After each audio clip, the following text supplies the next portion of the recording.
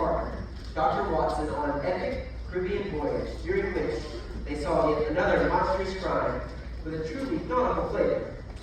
In this award-winning PG-rated performance, I, Peyton, shall be your narrator, guiding you through the twisted, tortuous trail to the very path of this unpleasantly puzzling plot. And let's meet your cast. The part of Holmes will be played by Thomas Compton, a production show dancer.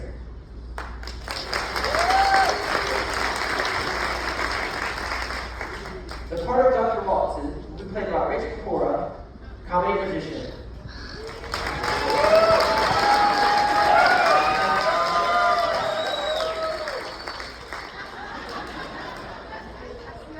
The part of Master Mariner Captain Bates will be played by one from your Fins Up staff.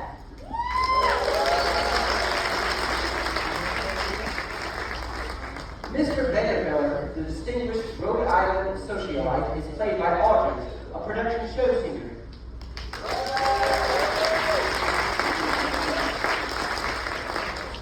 Mrs. Vanderbilt is played by Karen, the head of entertainment. She is my boss, so please give her a big round of applause.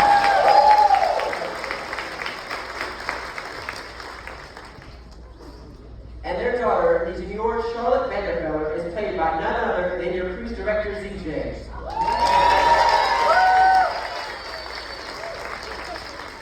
Providing sound effects, we have a returning guest, Mike. So give him a big round of applause. Mike.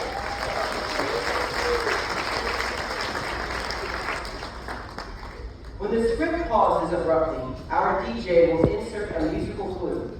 Now you are already in possession of paper and pencil. All you need to do is fill in the gaps in the script by writing down the title of the musical clue, or perhaps some important information as suggested by the music. Are you ready? Let us commence. Ladies and gentlemen, the melodramatic musical murder mystery of the murdered Master Mariner at midnight on a misty Monday in the mid-Gulf with a Mayan machine. It is the summer of 1860, and we find our super sleuth,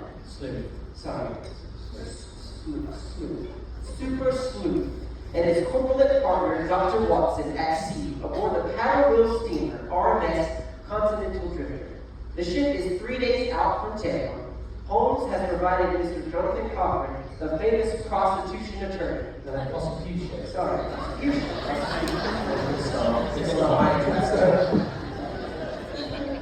Prosecution attorney to assist his confounded colonial counterparts in their quest for the elusive truth in the scandal which surrounds an exceptionally evil villain that the news reporters and police have nicknamed the Tampa Bay Blunderbuss.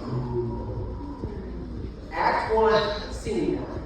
Holmes and Watson lean on the ship's rail, enjoying a little late morning sunshine.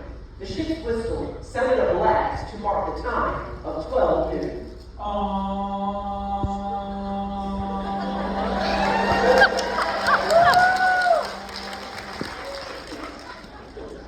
So, Watson, this is certainly a good way to get away from the city for a while. There's nothing better than a sunny voyage with crisp, clear, salt air, good food, plenty of bingo, and relaxation. I say, old boy, just look over there, that ship by that number 1.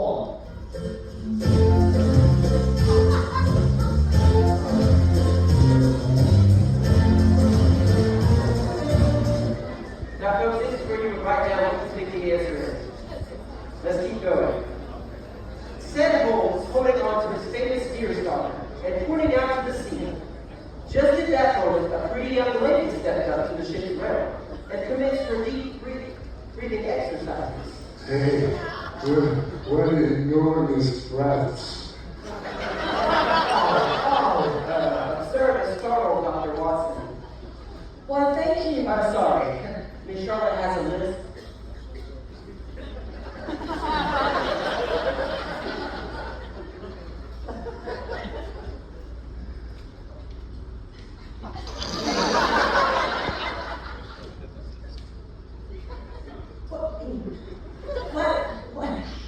Well, thank you, kind sir. But as you know, I'm only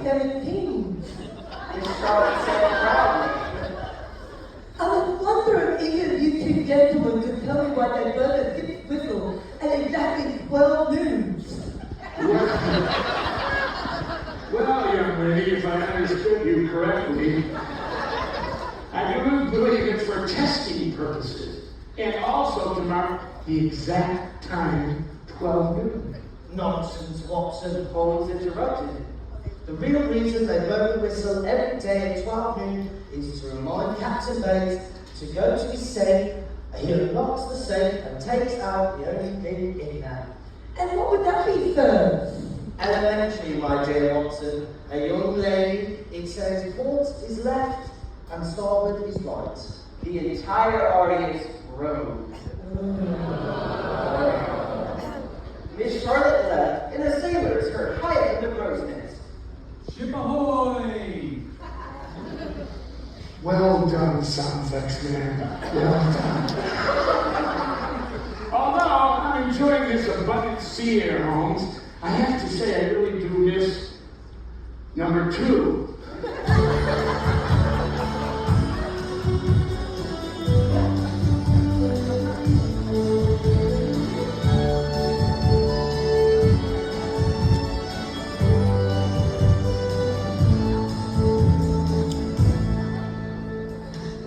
In fact, I can hardly wait to get my feet on dry land. I say, old chap, do you think there's any famous people aboard? I mean, apart from ourselves. There's nearly always someone of interest sailing the Gulf, Watson. Pirates, sailors, veterans, heroes, you know, cosmopolitan sorts. Why, this morning I could have sworn I saw my old friends, number 3.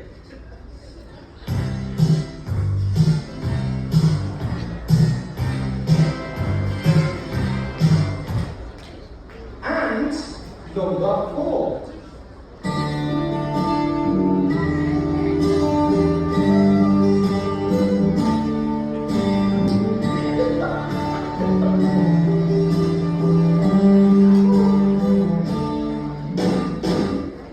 It's amazing, Holmes.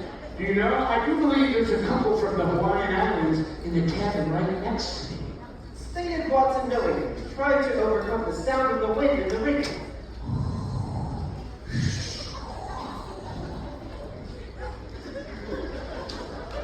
Oh, it's late, sorry. How long do you know they're from Hawaii, Watson? Holmes was astounded. Well, Holmes, every night when I'm trying to get to sleep, I can hear them shouting, "Luau! Luau! Luau!" I believe that's some sign of some sort of Hawaiian party. And on the other side, I can swear it's James Bond. All night long I hear the woman go, "Roger Moore! Roger Moore!" Just then, a seagull hovered overhead, ready to scoop for some tasty morsel. Mine.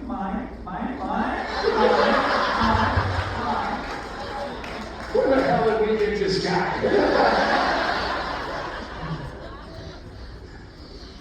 I think it's about time for a spot of lunch. And maybe a nap before dinner.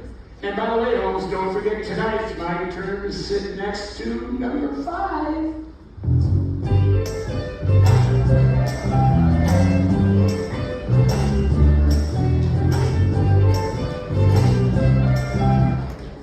Said Watson getting excited at the prospect of being so close to such a beautiful lady. Sorry to disappoint you, Watson, but I think we've been invited to eat the captain's table this evening. Holmes was looking forward to being the center of attention by providing some jolly and riveting stories of his battle of wits with the infamous Professor Morale. Right. Sorry, Morale. Yeah, Sorry. What, Holmes?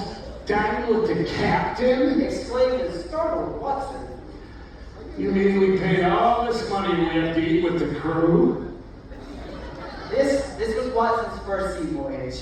He had obviously never heard that pretty corny joke before. The two detectives continued to enjoy the noonday sun, accompanied by only the rhythmic beating of the great ship's paddle wheels, punctuated by the plaintive cries of the seagulls and the faint whistling of the Caribbean breeze in the rigging.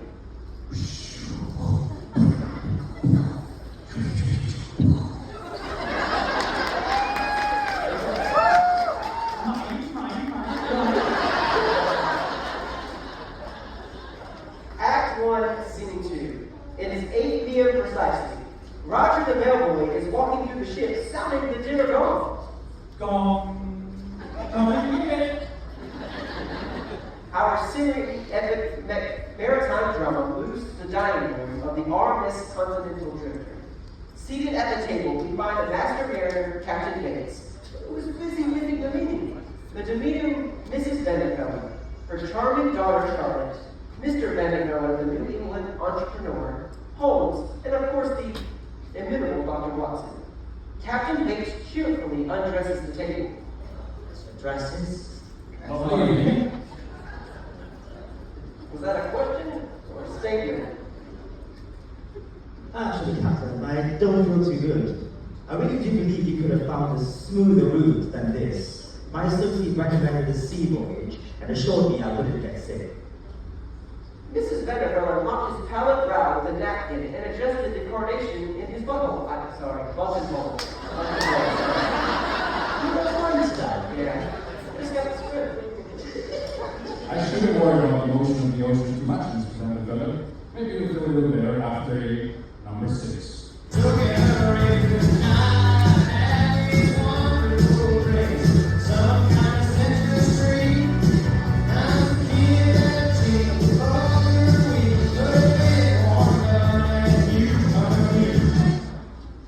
And song number 7.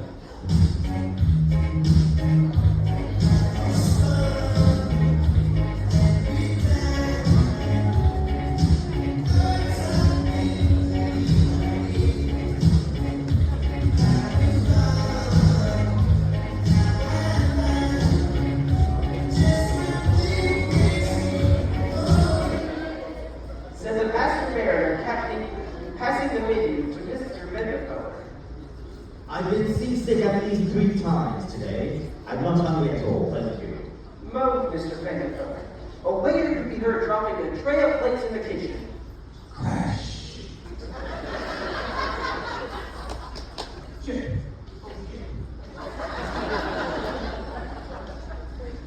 Hey, I've been looking forward to this trip for a whole year. I've been paying a lot of money for this sea passage and for this food. Sick or no sick, you're going to eat it. Said Mrs. Vandervelde sharply as she slapped Watson's hand, which had slipped and was touching the sensually smooth silk stocking, which covered her left knee. Behave yourself, Dr. Watson. Just where do you think you are? Carnival Cruises? Watson blushed slightly at his embarrassment. Well, ladies and gentlemen, I have some good news about the weather, as it's going to be a number 8.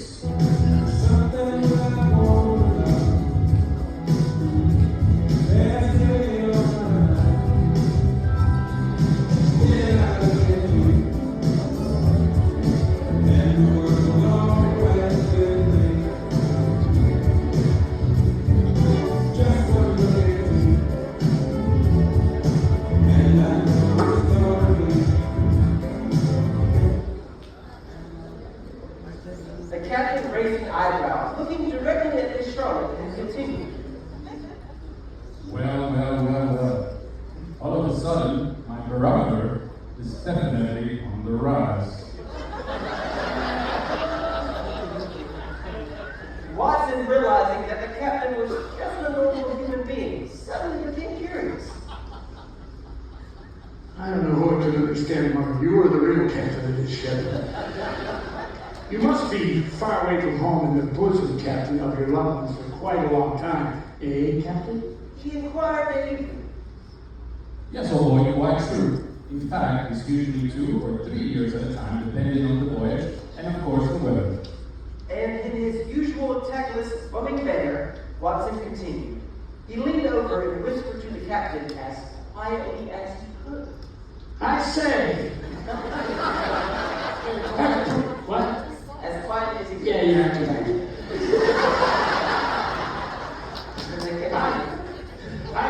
I say. That's pretty awful. I mean, just between us men, Captain. When was the last time you didn't? Funny you should ask. I can remember precisely, Dr. Watson. It was 1858. Replied the captain without hesitation. Gosh, that's a long time ago. Well, not really, old boy. Said the captain, taking his watch out of his pocket. After all, it's only 2100 now. Some of you will get that, and some of you won't. With a pleasant prospect of a fairly calm night in front of them, everyone, including Mr. Vandermeller, ate a hearty meal. Hearty meal. Hearty. Alright. A hearty meal, and then retired to the gently swaying flip-flop atrium where couples were dancing to the guitar music of a mob. Act 1, Scene 3, the flip-flop atrium. Not dancing, homies? Watson, in his usual observant inclination,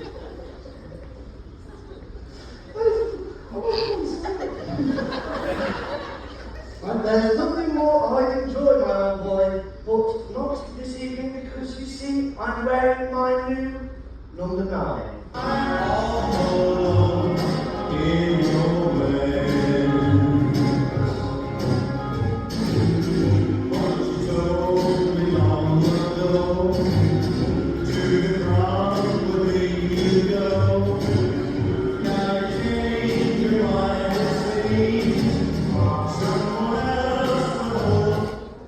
said Holmes, making a feasible excuse in lieu of his lack of knowledge of the Parkwest art.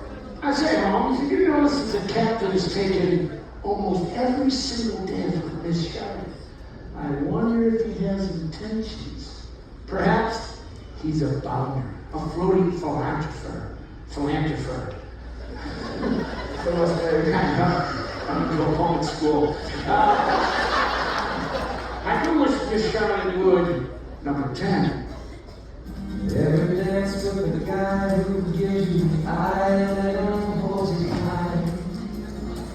You can smile, every smile for the man who has your hand in life.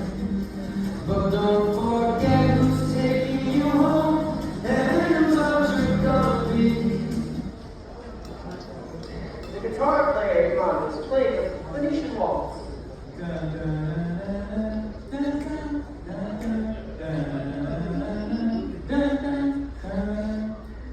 Watson grew impatient and decided to settle for Mrs. Vandermeller. Stepping over to her, he politely asked, "Number 11. I really do, and wish you did, that you're seeing. Your sound so wonderful, but it's not so real. Somebody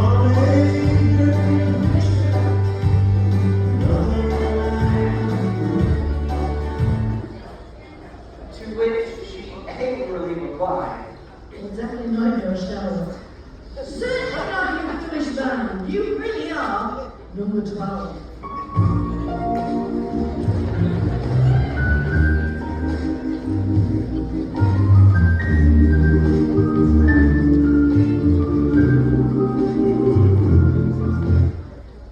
Eventually, the clock struck midnight, and the orchestra ceased playing for the night.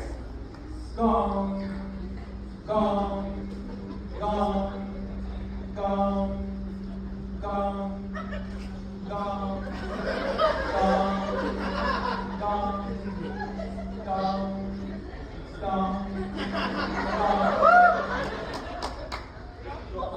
The various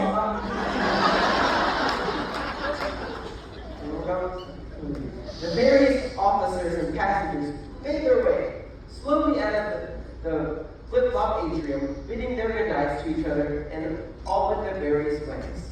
Good night. Cheers. No, right. Right. Good night, Jimbo. Act 2, Scene 1. The time is 12 past midnight. Our mid-ocean drama has now moved to the ship's library, where Miss Charlotte Vandermeller is in search of a little late-night reading material. She glances at a copy of the Karma Sutra when suddenly she is startled.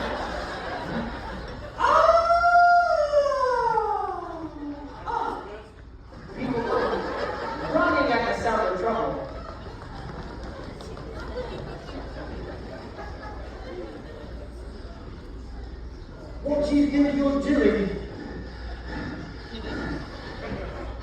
other end of the ship.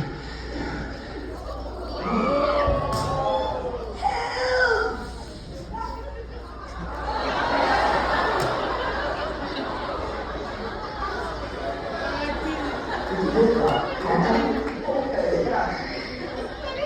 Followed by the sound of a heavy thud as Miss Charlotte collapses into a conveniently placed chair.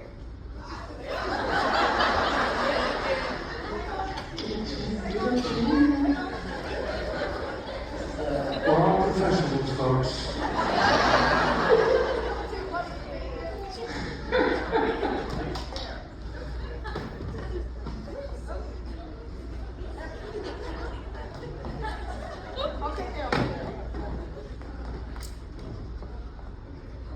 I'm very sorry. I'm Yes. giving you guys a different show.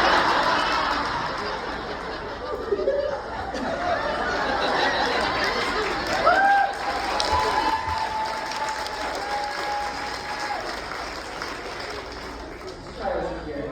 Followed by the sound of a heavy thud as Miss Charlotte collapses into a conveniently placed chair.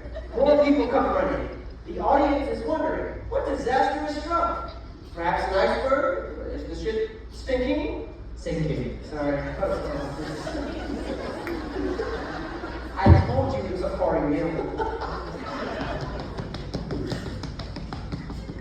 Miss Charlotte lies unconscious, slumped in the chair in the library, and on the floor is the body of Master Bates. Captain Bates.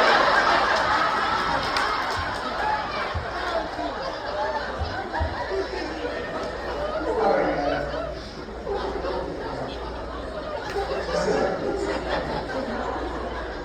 The body of Captain Bates. The hilt of a rusty machete protrudes from between.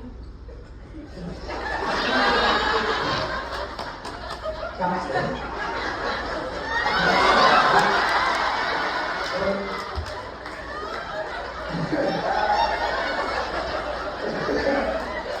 I'm sorry, it's very deadly. Facing the wrong way.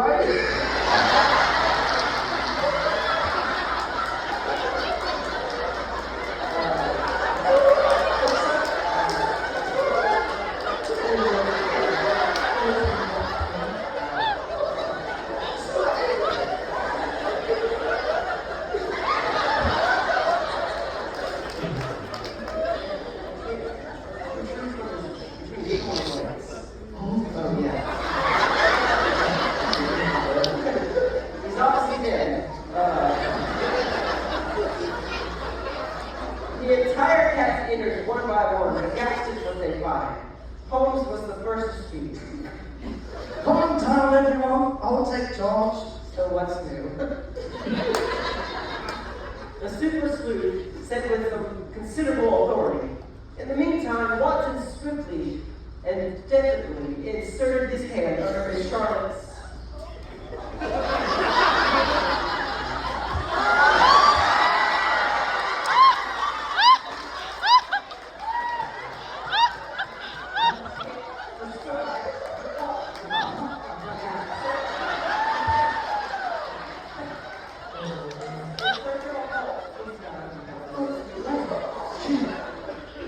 She's alive.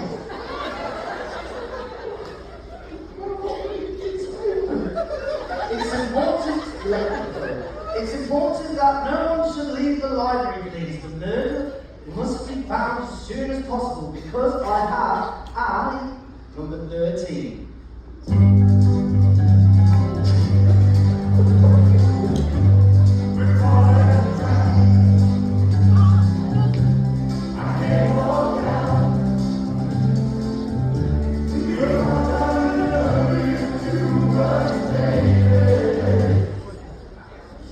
It just might be someone in this very room. There was a startled gasp from the audience. Watson immediately knelt down and with his magnifying glass closely inspected a tiny object on the carpet. Holmes, here's something I think could be a clue to identify the murderer. I can't bend over and get it, can you?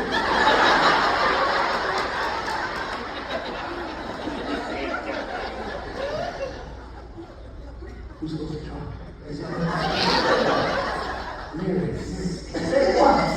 Said Watson, showing his discovery to Holmes. Everyone suddenly became very uncomfortable. Mrs. Bennefeller was the first to speak. Well, I hope you two bumbling amateur policemen can be quick about it, otherwise we're going to miss the late night pizza. Mrs. Bennefeller said bitterly. Oh, number 14.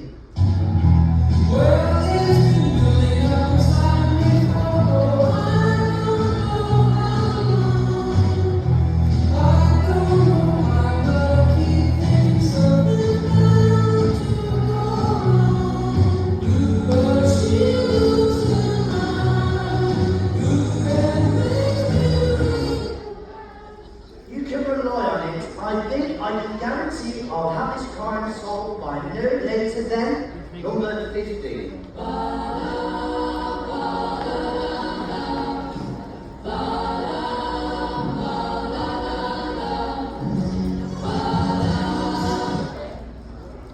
But I think I might need some number 16.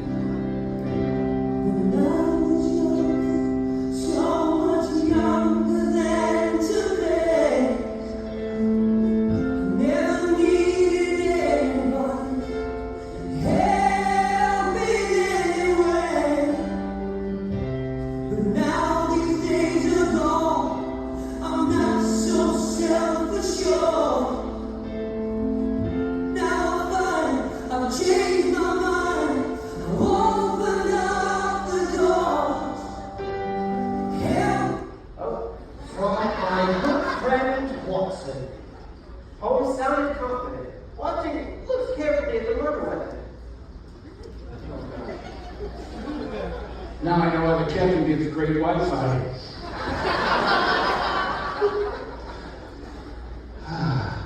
I said, oh, Holmes. Settle down. No, it's just to act excitingly.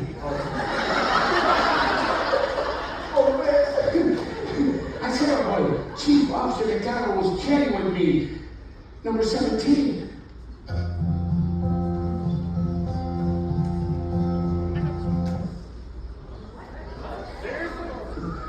About his unusual collection of antique knives that he picked up as he traveled around the world.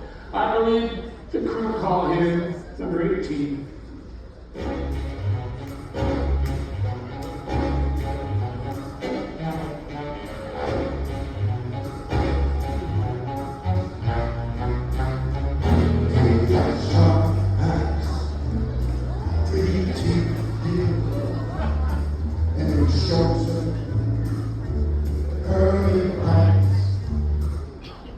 He showed me his prized possession.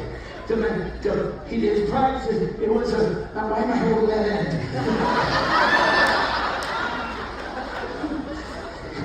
His prized possession, it was a rare mining machete. And Holmes, the murder weapon looks like this very knife. Watson exclaimed excitedly, and Holmes stood stroking his chin pensively. Just then there was a flash of lightning and a clap of thunder in the distance.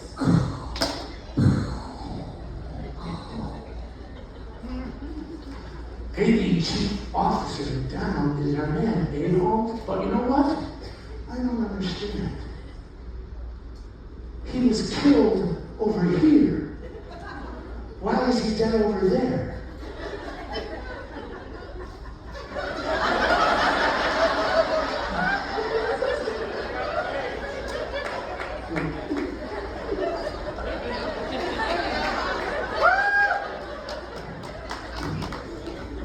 Watson decided as he stepped over the captain's prostate line. Prostate.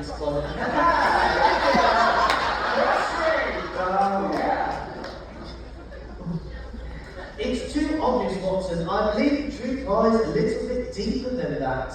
I see what you mean by prostate now. The clock on the wall ticked the seconds away. Watson broke the silence. Oh.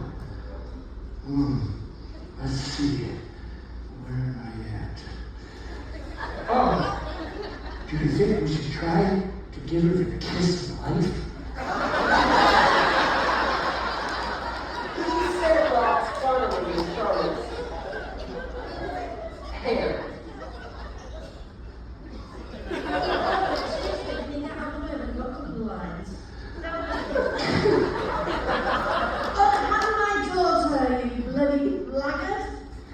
Mrs. Bennefeller pushed Watson aside and waved a small vial of smelling salt under Miss Charlotte's nose. Meanwhile, the interrogation continued. Mr. Vanderfeller, would you mind telling me where your whereabouts at the time of the murder? Mr. Bennefeller shifted uneasily in his chair. The thunderstorm got closer.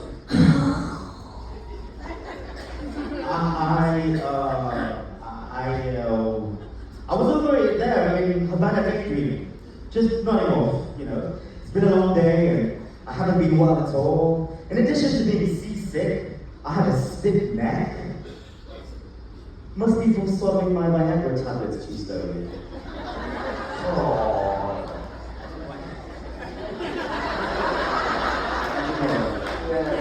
Mr. Bennefeller stuttered uneasily, pointing to the lush green vines which separated the library from the Havana Victory bar. Then you must have been within earshot of the murder, Mr. Vanderfeller. Questioned Holmes. Yes, I have to admit, Mr. Holmes, that number 19.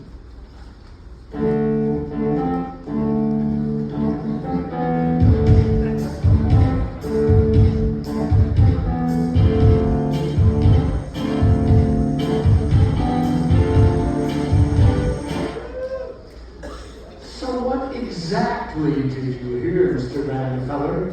Do you have a good memory? The tension mounted, and the audience could hardly stand in suspense.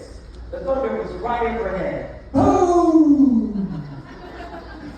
I suppose, like everyone else, after a scuffle, I had a scream. And after the scream, a cry for help, and then everyone came running. The plot thickens. Watson took a discreet glance at Mr. Bennefeller's left ear. Excuse me, Mr. Vanderfeller, but do you know that you have a suppository lodged in your left ear? Oh, yeah, thank goodness. Dr. Watson, how observant. Now I know where I put my hearing aid. Thank you, gentlemen. Too much information, right? Yeah. We know that Chief Officer MacDonald was hungry for promotion. He talked about it openly as he wanted more. Number 20.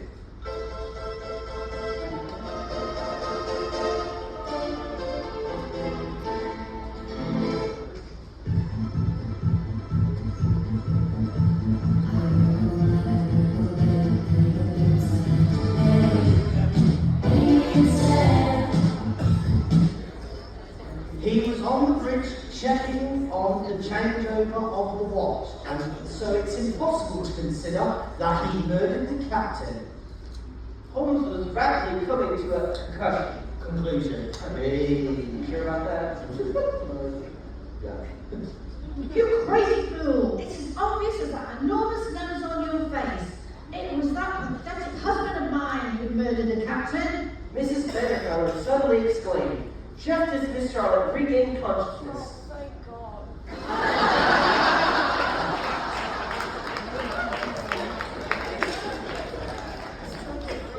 Oh, my mind. Woo! Yeah, I've got to catch up. Mike. That's okay. Yeah. Over to you. Oh, yeah.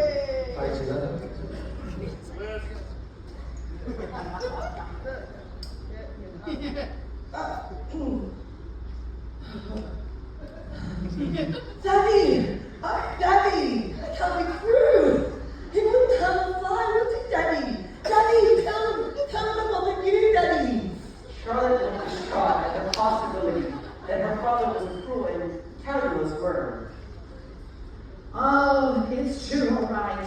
Not only is he a catastrophe of a man, he can't even play a simple game of poker without ending your Captain Bates $30,000. But he doesn't have a penny to his name. The Vanderbilt fortune is mine, all mine. No one spoke. Nothing was heard except the ticking of the same old clock and the creaking of the wood-paneled bulkheads of the library as the ship rose against the Caribbean swells. Tick tock, tick tock. Tick tock, tick tock. Mr. Vanderbilt turned even more pale. Even more pale.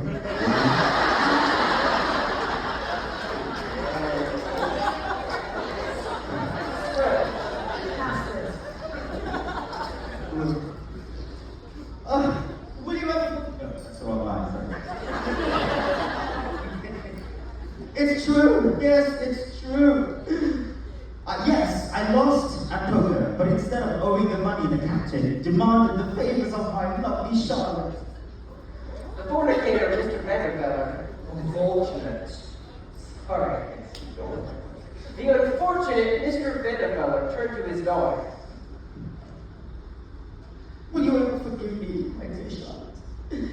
Yes, I told Captain Bates that you would be in the library as usual at midnight. And he agreed to forego my debt to him. But I did not put a spade into that man's behind. Oh no, Daddy! You are actually going to sell me to a son of a sailor? I thought you loved me. I'm your only daughter, only single daughter looking for a doctor. How could you? Holmes already knows who committed a crime. But to you, at this point, write down the name of your suspect on the bottom of the paper.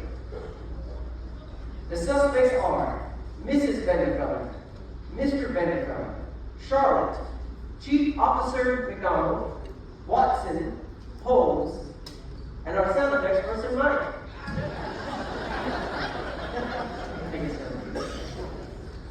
The drama continues. Let's see who is right and who is wrong. Miss Charlotte, do you feel well enough to tell us what happened? Holmes inquired diligently. I was looking for the book, number 21.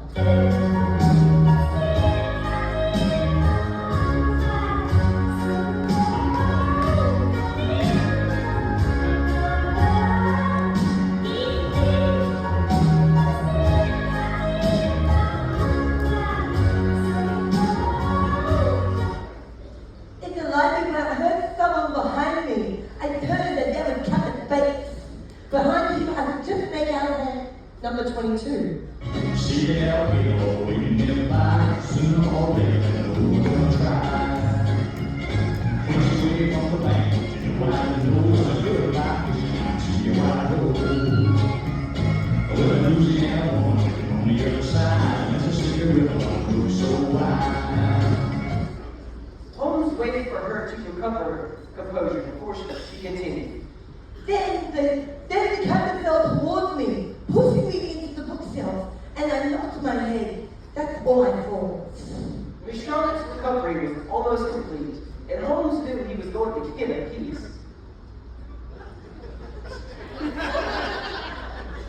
Of sushi at far side of the world. Mrs. Vanderbilt, as you left the sushi bar at the far side of the world, this evening, can't read it, I noticed you adjusted your husband's carnation. And I also noticed you removed a petal. I also noticed I'm only an inch away. you look a lot like the lady that books me.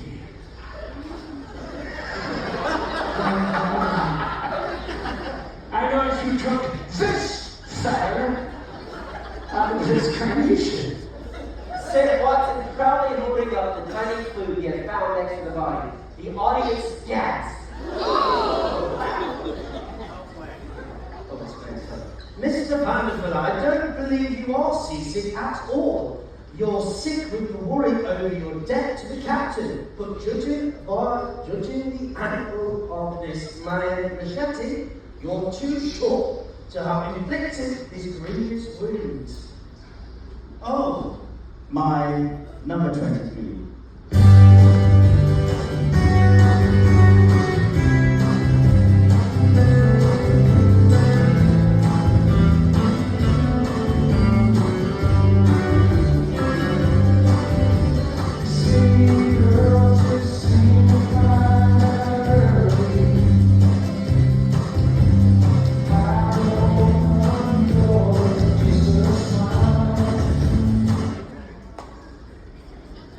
And what?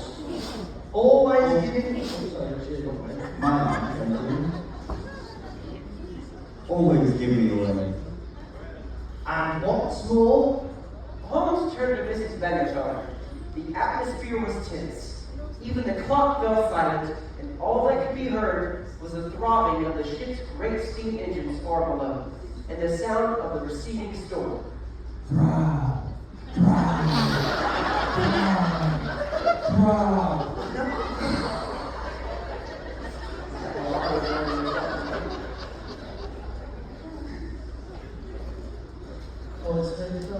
Mrs. Van der Velde, you've changed your dress quite quickly, if I must say so. The dynamic duo was unstoppable. I was getting changed. I was going to have a quick hike at the buffet and walk around the deck before retiring. I heard a scream and a cry for help. Oh, I just threw on the clothes and sleeping. Ah, yes, number 24.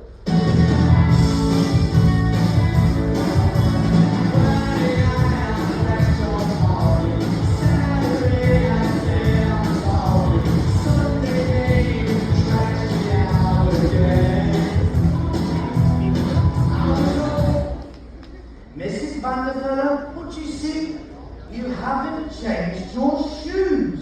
Lovely toenails, are they? Big number 25.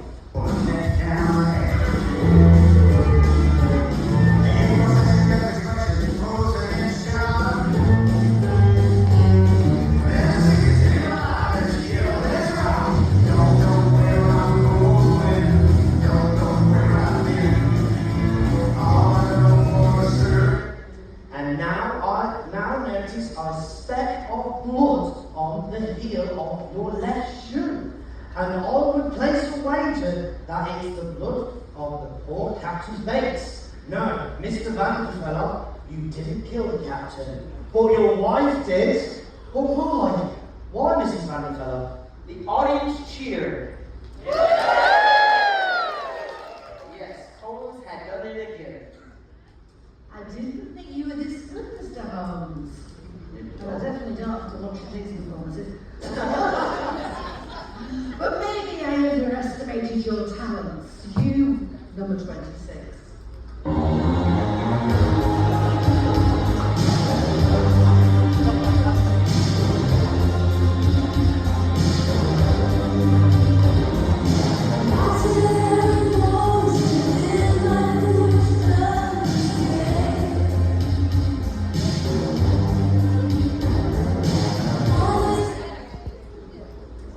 You see, I was with Chief Officer MacDonald. Sippy, number 27.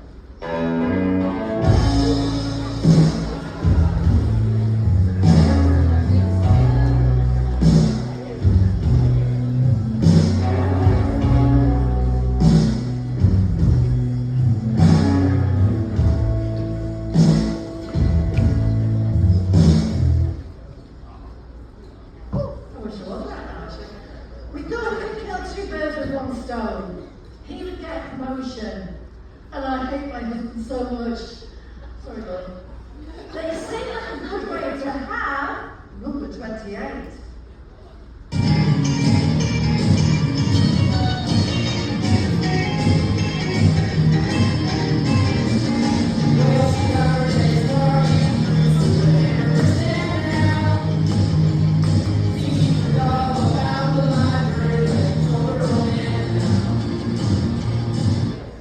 Indirectly, Mrs. Van der Velde, you have succeeded.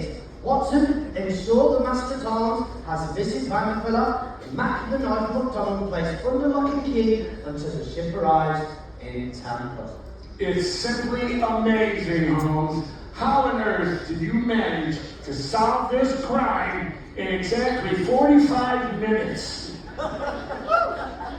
So quickly. It's elementary, my dear Watson. I did it, number 29.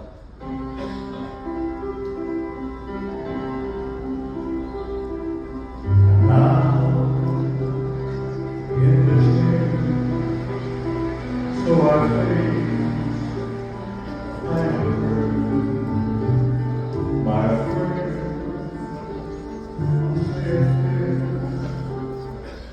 Let's hope we have the same good fortune with this Tampa Bay bludgeoner business. But Holmes, Said Watson quizzically. who will steer the ship? I was Watson. In my youth, I was a cadet on egg number 13.